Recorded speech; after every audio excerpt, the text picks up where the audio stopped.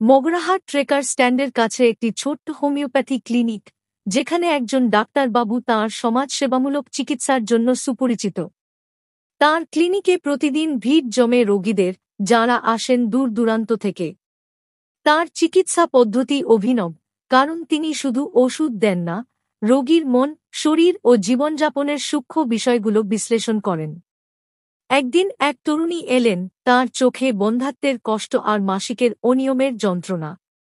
ডাক্তারবাবু তাঁর লক্ষণ সমষ্টি লক্ষ্য করলেন: মাসিকের সময় তীব্র ব্যথা, গর্ভপাতের প্রবণতা, মাঝে মাঝে রক্তক্ষরণ।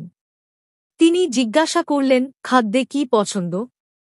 গরম বা ঠান্ডায় কেমন লাগে? তরুণী বললেন, ঠান্ডা খাবারে অরুচি, গরমে অস্বস্তি, তবে ঘাম কম হয়।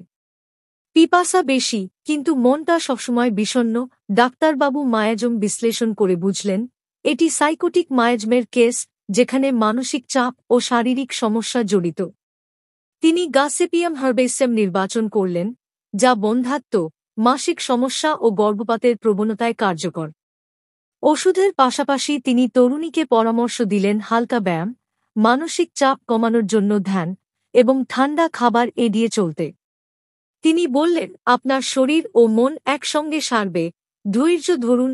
তাঁর কথায় ভরসা পেয়ে তরুণী নিয়মিত চিকিৎসা চালিয়ে গেলেন। কয়েক মাস পর তরুণী ফিরে এলেন, মুখে হাসি। তাঁর মাসিক নিয়মিত হয়েছে, ব্যথা কমেছে এবং গর্ভধারণের সম্ভাবনা বেড়েছে। তিনি কৃতজ্ঞতায় ডাক্তারবাবুর হাত ধরে বললেন, আপনি শুধু ডাক্তার নন, আমার আশার আলো। ডাক্তারবাবু হেসে বললেন, এটা আমার কর্তব্য। তিনি কোনো ফি নিলেন না, কারণ তাঁর ক্লিনিকের দরজায় লেখা, সেবাই আমার ধন। এই ডাক্তারবাবু প্রতিদিন এমনই অসংখ্য রোগীর জীবনে আলো জ্বালান।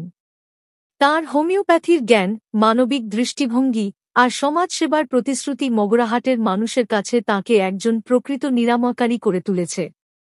কণ্ঠে আমি আঁখি নাজনীন।